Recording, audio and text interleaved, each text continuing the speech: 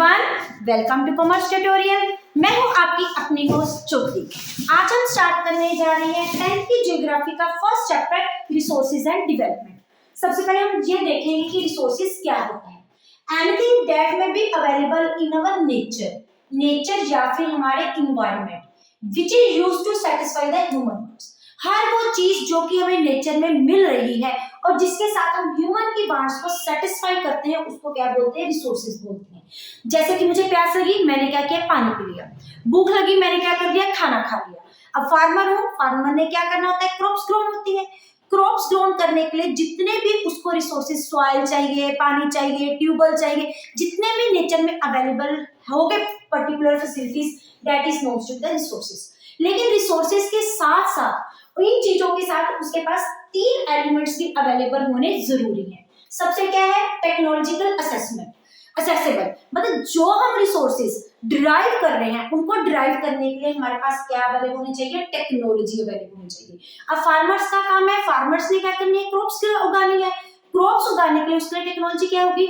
Tractor हो गया, fertiliser हो गया, इंसेक्टिसाइड्स हो गया, पेस्टिसाइड्स हो गया, वो सारे टेक्नोलॉजी उसके हाथ में, वो उसको असेसेबल, उसकी रीच में, जिनके साथ उनको यूज कर सकता है, वो उसके पास अवेलेबिलिटी होनी चाहिए। सेकंड क्या है? Economical feasible. अभी स्टूडेंट्स कॉमनली इकोनॉमिकल फिजिबिलिटी में कंफ्यूज होते हैं। इकोनॉमिकल फिजिबिलिटी का मतलब क्या होता है? प्रॉफिटेबल, मतलब जो भी वो रिसोर्सेज डिराइव कर रहा है, उनको डिराइव करने के बाद, उनको यूज करने के बाद उनको उसको कुछ ना कुछ प्रॉफिट होना चाहिए। हो सकता है, फॉर एग्जांपल एक छोटी सी एग्जांपल देख रहे हैं। एक जब फार्मर्स का कोई भी माइनिंग में से हम क्या निकालते हैं? गोल्ड निकालते हैं, पेट्रोलियम निकालते हैं, कोल माइंस, सब कुछ हमारे पास होता है, वो हम क्या करते हैं? क्वायरिंग करते हैं, माइंस में से निकालते हैं। अब वहां पे हमने माइनिंग की तो उसके बाद मेरा उस पर खर्चा कितना आ गया? 1 करोड़ का। लेकिन उसके ऊपर होने वाला मुझे प्रॉफिट कितना रिसीव हुआ? सिर्फ और सिर्फ 50 लाख का। मींस ये मेरे लिए इकोनॉमिकल फिजिबल नहीं होगा, क्योंकि इसमें से मेरे को प्रॉफिट नहीं हो रहा, क्योंकि मेरी कॉस्ट ज्यादा है, लेकिन उसमें लगाया हुआ हमारा प्रॉफिट क्या हो रहा है? कम हो रहा है। मींस मेरा प्रॉफिट क्या होना चाहिए? हाई होना चाहिए। Cost must be greater than my income, that mean be मेरे प्रॉफिटेबल होना चाहिए। थर्ड है हमारा कल्चरिकल एक्सेप्टेबल। जो भी चीज मैं नेचर में, जो भी चीज मैं ह्यूमन इन्वायरमेंट में यूज कर रही हूँ, वो उसको कल्चर एक्सेप्ट करे। ये नहीं मैंने एक चीज ले ली, जैसे अब लिंकर्स वगैरह हो गई, उसकी प्रोडक्शन जो बंदे करते हैं वे हमारी सोसाइटी के लिए क्या होते हैं? वो हिजात होती है, वो कल्चरी क्या होते हैं? कई जगह पे एक्सेप्टेबल नहीं होती, लेकिन फिर भी लोग उसको क्या करते हैं? कंज्यूम करते हैं। ऐसी चीजें हमारी कल्चर में उसको क्या मिलनी चाहिए? एक्सेप्टेंस मिलनी चाहिए। इसको हम क्या बोलते हैं? रिसोर्सेज।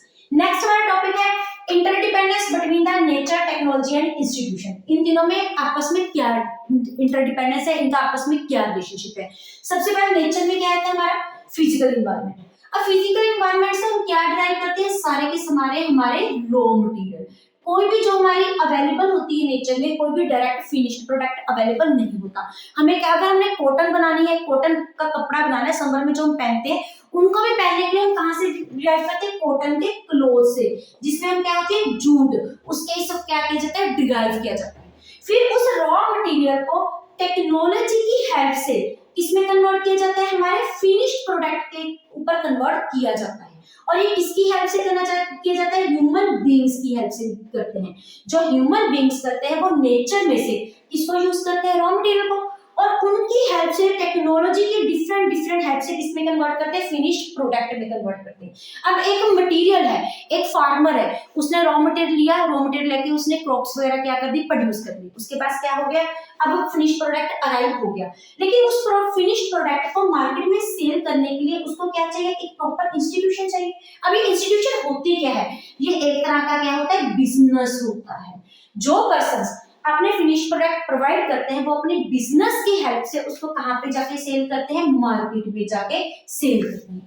इसीलिए बोला जाता है कि जो ह्यूमन बीइंग्स है वो फिजिकल इन्वायरमेंट से रॉ मटेरियल डिराइव करके उसको टेक्नोलॉजी की हेल्प से इसमें कन्वर्ट करते हैं, फिनिश प्रोडक्ट में कन्वर्ट करते हैं, और फिर उसके बाद क्या वर्क ऑन करती है? इंस्टीट्यूशन वर्क करती है, so that it can be disposed of, it can be sold in the market to earn the profit as per our economical feasibility। तो ये है इनका आपस में relationship, that is nature, technology and the institution. Institution में क्या होती है? बिजनेस आ जाती है। जो अगर हमारे पास बिजनेस अवेलेबल नहीं होगा तो हम इंस्टीट्यूशन अवेलेबल नहीं होगी तो उन रिसोर्सेज को हम मार्केट में जाके सेल आउट नहीं कर सकेंगे। नेक्स्ट हमारा टॉपिक है टाइप्स ऑफ रिसोर्सेज। हमारे रिसोर्सेज कितने टाइप्स के होते हैं।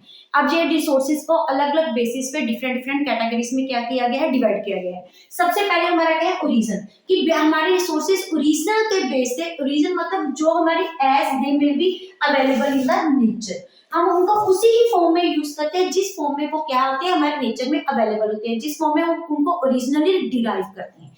ये कहते हैं बायोटिक एंड अबायोटिक। बायोटिक में हमारे क्या जाते हैं, ये हमारी किसका पार्ट होते हैं, ये हमारी बायोस्फीयर का एक पार्ट होता है। और बायोस्फीयर में कुछ चीजें हमारी लिविंग थिंग फॉर्म्स में होती है, कुछ चीजें हमारी किस फॉर्म में होती है, नॉन लिविंग फॉर्म में होती है। बायोटिक में होते हैं जितने भी हमारी लिविंग चीजें जो हमारे नेचर में हमें मिलती है, उनको हम क्या बोलते हैं, बायोटिक रिसोर्सेज। बायोटिक रिसोर्सेज हमारे क्या आ जाते हैं, ह्यूमन बींग्स आ जाती है, हमारे लाइफ स्टॉक आ जाती है, हमारी फिशरी आ जाती है, ये सारी फ्लोरा आ जाती है, हमारी फन आ जाती है। उसके बाद आती है हमारी अबायोटिक। अबायोटिक में क्या रहता है, सारी की सारी नॉन लिविंग थिंग्स विच में फिजिकल एनवायरनमेंट दैट में अफेक्ट अवर इकोसिस्टम, जिसका हमारा इकोसिस्टम में क्या होता है, अफेक्ट होता है। इसमें क्या आती है, हमारी सॉइल आ जाती है, वाटर आ जाता है, हमारे सोलर एनर्जीज आ जाती है, ये सारे पार्ट्स हमारे अबायोटिक, माउंटेन्स आ जाती है, ये क्या आते हैं, हमारे अबायोटिक रिसोर्सेज आ जाते हैं। नेक्स्ट है एग्जॉस्टिबिलिटी। एग्जॉस्टिबिलिटी का मतलब कहते हैं यूज, हम उनको किस वे से यूज करते हैं, उन बेसिस में हम रिसोर्सेज को टू पार्ट्स में डिवाइड कर सकते हैं। पहले रिन्यूएबल, सेकंड हमारे नॉन रिन्यूएबल। इनके बारे में हम वैसे तो साइंस में छोटी क्लास में देख चुके हैं। रिन्यू, री का मतलब होता है जिनको हम दोबारा से रीयूज कर सकते हैं। हम ये क्या है, यूज करना। एग्जॉस्टिबिलिटी का मतलब क्या होता है, यूज करना। री का मतलब वंस अगेन यूज करना, वो रिसोर्सेज जिनको हम once again in the nature दोबारा दोबारा यूज करते हैं, that is most renewable resources, जो कि नेचर में हमारे बन जाते हैं।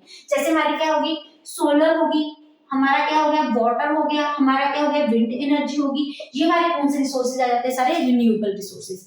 और नॉन रिन्यूएबल रिसोर्सेज कौन से होते हैं, नॉन का मतलब नहीं कर सकते, वो रिसोर्सेज जिनको हमने एक बार नेचर में यूज कर लिया, उनको दोबारा यूज हम नहीं कर सकते। अगर हम उनको यूज करना भी है तो उनको बनने के लिए कितना टाइम लगता है, मिलियंस ऑफ द इयर्स लग जाती है। जैसे हमारा क्या हो गया, फॉसिल फ्यूल हो गए, हमारा पेट्रोलियम हो गया, हमारा कोल हो गया, हमारे और फ्यूल हो गई, या फिर काफी सारे मेटल्स होगी। मेटल्स को अगर हम एक बार यूज कर लेते हैं तो उनको दोबारा रीजनरेट करने में बहुत ज्यादा टाइम लगता है। उसके बाद on the basis of ownership. Ownership, owner, owner का ओनरशिप किस स्थान से वर्ड निकला है, हमारे ओनर से। ओनर का मतलब क्या होता है, जो हमारे क्या होते हैं, मालिक होते हैं। ये टू टाइप्स के होते हैं, एक होते हैं इंडिविजिबल, एक होते हैं कलेक्टिव ओन। अब इंडिविजिबल का मतलब होता है सिंगल, वो रिसोर्सेज जो कि एक सिंगल पर्सन के, एक इंडिविजिबल के, प्राइवेट ने अपने खुद के एक अकेले पर्सन के रिसोर्सेज होते हैं। वो कौन से रिसोर्सेज होते हैं, इंडिविजिबल रिसोर्सेज। जैसे किसी फार्मर ने कोई लैंड खरीद ली, अब वो उस गवर्नमेंट से उसने खुद के लिए खरीदी है, तो उसका कौन सा रिसोर्स हो गया, इंडिविजिबल रिसोर्सेज हो गया। मैंने एक खुद का एक रूम खरीदा, एक खुद घर खरीदा, वो मेरा पर्सनल हो गया, इंडिविजिबल हो गया, तो वो मेरे कौन से रिसोर्सेज हो जाएंगे, indivisible resources. Collective own resources, जो रिसोर्सेज सारी पब्लिक आपस में मिलके, whole village, whole public, whole community जो इकट्ठे यूज कर सकते हैं, उनको हम क्या बोलते हैं, कलेक्टिव ओन रिसोर्सेज। कलेक्टिव का मतलब ही क्या होता है, इकट्ठा। जैसे कोई हमारा क्या हो गया, पार्क हो गया, कोई भी हम यूज करते हैं, सारे वहां पे घूमने जाते हैं, तो वो हमारे क्या हो जाते हैं, कलेक्टिव ओन रिसोर्सेज। जब विलेज की कोई भी जगह होती है जहाँ पे सारे इकट्ठे सारे बैठते हैं, कोई प्लेग्राउंड हो गया जो कि गवर्नमेंट ने बनाया खेलने के लिए, ये हमारे क्या होते हैं, कलेक्टिव ओन रिसोर्सेज। नेक्स्ट हमारे क्या जाते हैं, हमारे डेवलपमेंट स्टेटस। हमारे एक हमारे पास और रिसोर्सेज होते हैं, that is our national resources, national as well as our international resources. अब नाम के से क्लियर है, नेशनल वो रिसोर्सेज जो कि हमारे नेशन के साथ रिलेटेड होते हैं, जो हमारे नेशन के होते हैं, और जो किसके अंडर होते हैं, हमारे सेंट्रल गवर्नमेंट और हमारे और किसके गवर्नमेंट के अंडर होती है, हमारी, हम ये बोल सकते हैं हमारी स्टेट गवर्नमेंट के अंडर होते हैं। वो हमारे कौन से रिसोर्सेज होते हैं, नेशनल रिसोर्सेज हो सकते हैं, जिसपे किसी के अंडर भी नहीं होते। जैसे कोई फॉरेस्ट हो गया, कोई हम कहते हैं कोई जू हो गया, जब कोई भी ऐसी जगह जिसका किसी और के पर्सन पे कोई भी डायरेक्ट कंट्रोल नहीं होता, वो डायरेक्ट स्टेट और सेंट्रल गवर्नमेंट के अंडर होती है। और इसमें एक ये भी बात ध्यान रखने वाली होती है कि अगर कोई भी प्राइवेट रिसोर्सेज है, किसी की प्रॉपर्टी है, वो गवर्नमेंट उसको क्या कर सकती है, हायर कर सकती होती है, लेकिन उसका मेन मोटिव क्या होता है, for the social and economic development के लिए। जैसे ये मेरा एक घर था, कोई एक फार्मर की एक फील्ड थी, वो फील्ड को गवर्नमेंट ने क्या कर लिया, अपने लीगल हायर कर लिया, अपने अंडर द कंट्रोल कर लिया, क्योंकि वहां पे उसने क्या बनानी थी, कंस्ट्रक्शन ऑफ ब्रिज क्रिएट करनी थी, वहां पे हॉस्टल बनाना था, जहाँ पे वहां पे क्या बनाना था, स्कूल बनाना था। लेकिन उसका मेन मोटिव क्या था, to provide the social welfare. तो वो किसके अंडर आ जाते हैं, हमारे नेशनल रिसोर्सेज के अंडर हो जाते हैं। इसको बाद जो हमारे अगर आप पहले इनका स्क्रीनशॉट लेना चाहते हो तो पहले आप इनका स्क्रीनशॉट ले सकते हैं। इसके एक हम एक छोटी सी और एग्जांपल लेते हैं, जैसे कि हमारे पास हमारा एक मैप होता है, मैप के बाद जो भी हमारा इधर वाला का एरिया होता है, इसमें जो हमारा 12 नॉटिकल वाटर होता है वो किसका होता है, हमारी सेंट्रल और स्टेट गवर्नमेंट का होता है, वो किसके अंडर होता है, हमारे नेशनल रिसोर्सेज के अंडर हो जाता है। और नेक्स्ट हमारा कौन सा है, इंटरनेशनल रिसोर्सेज। इंटरनेशनल जो हमारे नेशन का नहीं है, हमारे नेशन का कौन सा है, जो हमारी इंडिया के साथ रिलेटेड है। जो हमारे इंडिया से बाहर जितनी भी और होगी वो कौन से रिसोर्सेज हो जाते हैं, हमारे इंटरनेशनल रिसोर्सेज होते हैं। यहाँ से हमारे 22 नॉटिकल माइल से जितना भी हमारा दूर का एरिया होता है वो कौन सा होता है, हमारा इंटरनेशनल बॉडीज होती हैं। उसको हमारी जो गवर्नमेंट है, सेंट्रल और स्टेट गवर्नमेंट यूज नहीं कर सकती फॉर कोई भी मिनरल्स वगैरह निकालने के लिए, जहाँ वहां पे petroleum gas, oil, natural gas निकालने के लिए हम उसको यूज नहीं कर सकते। गवर्नमेंट अगर इसको यूज करना है तो उसको इंटरनेशनल अथॉरिटी से क्या लेनी पड़ेगी, परमिशन लेनी पड़ेगी। इसको हम कौन से रिसोर्सेज बोल जाते हैं, इंटरनेशनल रिसोर्सेज। उसके बाद है डेवलपमेंट स्टेटस। डेवलपमेंट स्टेटस के अकॉर्डिंग हमारे कितने रिसोर्सेज होते हैं, इस चीज को देखने के लिए हम एक छोटी सी एग्जांपल लेते हैं। सपोज करो हमारे क्या है, हमारे एरिया में कितने विलेजेस हैं, 4 विलेजेस हैं, ए, बी और सी और डी। और जो ए विलेजेस में जितने भी लोग रहते हैं उनमें काम करने की बहुत ज्यादा पोटेंशियल है, सबसे ज्यादा इंटेलिजेंट वो लोग हैं। लेकिन दूसरी तरफ वो लोग क्या है, प्रॉपर क्या है, लेजी है। जो बी विलेज है उसमें क्या है, पोटेंशियल भी बहुत ज्यादा है और उसको प्रॉपर टेक्नोलॉजी के साथ वो अपने आप को क्या करते हैं, अपडेट करते हैं। अपडेट करने के बाद उनकी प्रॉपरली डेवलपमेंट होती रहती है। अब सी विलेज ऐसा है कि वहां पे रिसोर्सेज तो बहुत अच्छी हैं, लेकिन वो एरिया बहुत ज्यादा क्या है, बैकवर्ड है। बैकवर्ड होने के कारण कि वहां पे पहुंचना बहुत ज्यादा मुश्किल होता है, इसलिए वहां पे जो एडवांस टेक्नोलॉजी है वहां पे रीच नहीं कर सकती और वहां पे एक अच्छी टेक्नोलॉजी को हम यूज नहीं कर सकते। लेकिन डी ऐसा है जिनके पास बहुत ज्यादा रिसोर्सेज भी अवेलेबल है और बहुत ज्यादा टेक्नोलॉजी भी अवेलेबल है, लेकिन वो उस टेक्नोलॉजी को यूज नहीं कर सकते क्योंकि उसको वे क्या कर रहे हैं, वो फ्यूचर के लिए क्या करके रख रहे हैं, रिजर्व करके रख रहे हैं। ये रिसोर्सेज हमारे किसके साथ रिलेटेड है, हमारी डेवलपमेंट स्टेटस से रिलेटेड है। अब ए विलेज में क्या है कि उनके पास पोटेंशियल तो बहुत है लेकिन वो बहुत ज्यादा क्या है, लेजी है। मींस वो अपनी टेक्नोलॉजी के साथ अपनी पूरी पोटेंशियल के साथ काम नहीं कर रहे। तो ये हमारे कौन से रिसोर्सेज हो गए, potential resources. It means potential resources वो रिसोर्सेज होते हैं जिनमें हर एक पर्सन वहां पे बहुत ज्यादा पोटेंशियली वैसे रिसोर्सेज अवेलेबल होते हैं, लेकिन उनको प्रॉपरली वो अपने रिसोर्सेज को यूटिलाइज नहीं कर रहे। अब बी एरिया में हमने देखा ये क्या, वहां पे रिसोर्सेज भी बहुत अच्छे अवेलेबल है, वहां पे टेक्नोलॉजी अपडेटेड है, न्यू टेक्नोलॉजी के साथ वहां पे लोग रह रहे हैं और टेक्नोलॉजी को अच्छे ढंग से यूज कर रहे हैं। इसका नेट इफेक्ट क्या हो रहा है, उनकी प्रॉपरली डेवलपमेंट हो रही है, वहां के लोगों की क्वांटिटी और क्वालिटी ऑफ लाइफ भी क्या हो रही है, इंक्रीज हो रही है। मींस ये हमारे कौन से रिसोर्सेज हो गए, डेवलप्ड रिसोर्सेज हो गए। नेक्स्ट हमारा क्या है, स्टॉक। स्टॉक क्या हो गया, हमने यहाँ पे एग्जांपल दी थी रिसोर्सेज तो अवेलेबल है लेकिन जो एरिया है जहां पे वो रिसोर्सेज अवेलेबल है वो बहुत ज्यादा क्या है, बैकवर्ड है। मींस बहुत जगह वो रिसोर्सेज जहां पे रिसोर्सेज तो अवेलेबल है लेकिन उन रिसोर्सेज को डिराइव करने के लिए टेक्नोलॉजी अवेलेबल नहीं होती, इसको हम क्या बोलते हैं, स्टॉक बोल देते हैं। फोर्थ हमारे पास क्या है, रिजर्व। रिजर्व मतलब रिसोर्सेज तो अवेलेबल है, उसको निकालने के लिए टेक्नोलॉजी भी अवेलेबल है लेकिन हम उस टेक्नोलॉजी को यूज नहीं कर रहे। रिजर्व के नाम से क्या है, लेकिन हम उन रिसोर्सेज को किसके लिए रिजर्व करके रख रहे हैं, फॉर द फ्यूचर यूज के लिए करके रखे हैं। तो वो रिसोर्सेज क्या हो गए, हमारे सिंपल रिसोर्सेज हो गए। अब इनके नाम से क्लियर है, पोटेंशियल का जनरल मीनिंग क्या होता है कि हमारे में बहुत ज्यादा पोटेंशियल है, हमारे रिसोर्सेज बहुत अच्छे हैं लेकिन हम उनको यूटिलाइज नहीं कर रहे। डेवलप्ड के नाम से क्लियर है, वो रिसोर्सेज को जो प्रॉपर वे से डेवलप होते हैं। डेवलप कौन से होते हैं, जो रिसोर्सेज मार्केट में भी अच्छे से अवेलेबल है प्लस उनके टेक्नोलॉजी को भी हम अच्छे ढंग से क्या कर रहे हैं, यूटिलाइज कर रहे हैं।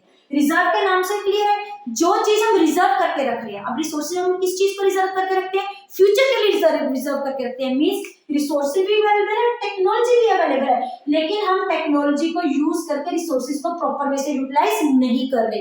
क्यों नहीं कर रहे? क्योंकि उन रिसोर्सेज को हम किसके लिए प्रिजर्व करके रखते हैं, फ्यूचर यूज के लिए प्रिजर्व करके रखते हैं। स्टॉक में क्या है, रिसोर्सेज अवेलेबल है, लेकिन हमारे पास टेक्नोलॉजी अवेलेबल नहीं है कि हम उन रिसोर्सेज को प्रॉपर वे से यूज कर सकें। ये है हमारे as per the development status, हमारे पास 4 टाइप्स ऑफ क्या होते हैं, रिसोर्सेज होते हैं। उसके बाद हमारे क्या आता है, डेवलपमेंट ऑफ रिसोर्सेज। हमारे रिसोर्सेज की डेवलपमेंट क्या होती है, हमारे लिए जो रिसोर्सेज होते हैं या दैट इज अगर हमारे ह्यूमन वांट्स को यूज करते हैं, हमारे ह्यूमन वांट्स को क्या करते हैं, सेटिस्फाई करते हैं। हम ऑलरेडी इस चीज को मिनी में पढ़ चुके हैं। अब ये जो हमारे रिसोर्सेज होते हैं ये क्या है, हमारे free gift of the nature होते हैं। गिफ्ट से हमें क्योंकि हमारे रॉ मटेरियल की फॉर्म में अवेलेबल होते हैं, वो हमें नेचर में प्रॉपर वे से मिलते हैं, और जिनका इफेक्ट किस पे पड़ता है, हमारी क्वालिटी ऑफ लाइफ पे डिपेंड करता है कि हम जिनके साथ हमारी क्वांटिटी और क्वालिटी ऑफ लाइफ क्या करते हैं, सस्टेन करते हैं। लेकिन क्या है, आजकल हम रिसोर्सेज का प्रॉपर वे से यूज नहीं किया जा रहा है। जो रिसोर्सेज को या तो बहुत ज्यादा एग्जॉस्टिबल यूज किया जा रहा है या इनडिस्क्रिमिनेट ऑफ यूज किया जा रहा है। रिसोर्सेज को इनडिस्क्रिमिनेशन के क्यों यूज किया जा रहा है, यही क्वेश्चन एक हमारे उसमें आता है, why resources are used indiscriminately. तो इसके हमारे क्या है, 3 रीजंस हैं। फर्स्ट है ग्रीड ऑफ इंडिविजुअल्स। कुछ लोग, कुछ इंडिविजिबल, एक तो होते हैं रिसोर्सेज हमारे किस चीज को सेटिस्फाई करते हैं, हमारी नीड को सेटिस्फाई करते हैं, लेकिन जो इंडिविजिबल्स होते हैं उसको अपनी नीड की सेटिस्फाई करने के बजाय किसके लिए यूज करते हैं, अपनी ग्रीड के लिए यूज करते हैं।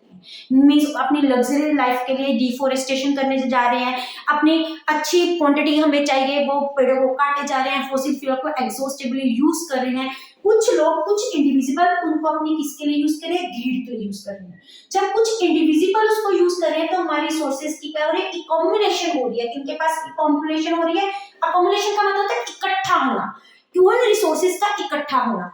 किसके पास इकट्ठा हो रहे हैं, उन इंडिविजिबल हैंड्स के पास इकट्ठे हो रहे हैं, जिनके कारण वो किसके लिए यूज कर रहे हैं, अपनी ग्रीड के लिए यूज कर रहे हैं। जिसके कारण ये जो रिसोर्सेज है 2 क्लासेस में बट गए हैं। एक तो की होती है रिच क्लास, एक होती है हमारी पुअर। रिच कौन से होते हैं, haves and haves not. Haves मतलब वो लोग जिनके पास वो रिसोर्सेज बहुत ज्यादा फॉर्म में अवेलेबल है।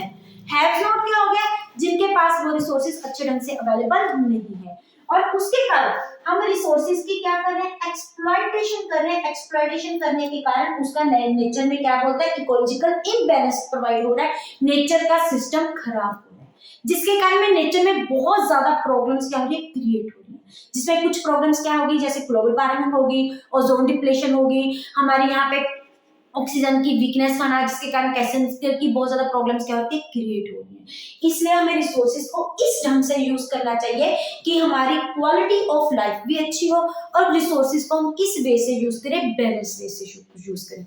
इसलिए एक नया कंसेप्ट इसमें हमारा है, that is knowns to be the sustainable development. अब ये सस्टेनेबल डेवलपमेंट क्या होता है, we have to use the resources in such way to satisfy our wants that it can also be preserved for the future। हमें resources को अपनी wants के satisfied करने के लिए वेल वे से इस ढंग से यूज करना चाहिए कि हम प्रेजेंटली तो अपनी वांट्स को सेटिस्फाई करें ही करें, प्लस उनकी जो अकोमुलेशन है वो किसके लिए संभाल के रखें, अपनी फ्यूचर जनरेशन के लिए संभाल के रखें, ताकि प्रेजेंट के कारण हमारे फ्यूचर की जनरेशन को सफर नहीं करना पड़े। अब ये सस्टेनेबल डेवलपमेंट का कंसेप्ट कहाँ से आया, किस कॉन्फ्रेंस से है, किस वे से है, ये हम डिस्कस करेंगे नेक्स्ट सेशन में। अगर पहले आप इसका स्क्रीनशॉट लेना चाहते हैं तो ले सकते हैं। वीडियो अच्छी लगे इसको लाइक करें, ज्यादा से ज्यादा शेयर करें, चैनल को सब्सक्राइब करना ना भूलें। Thank you, have a nice day.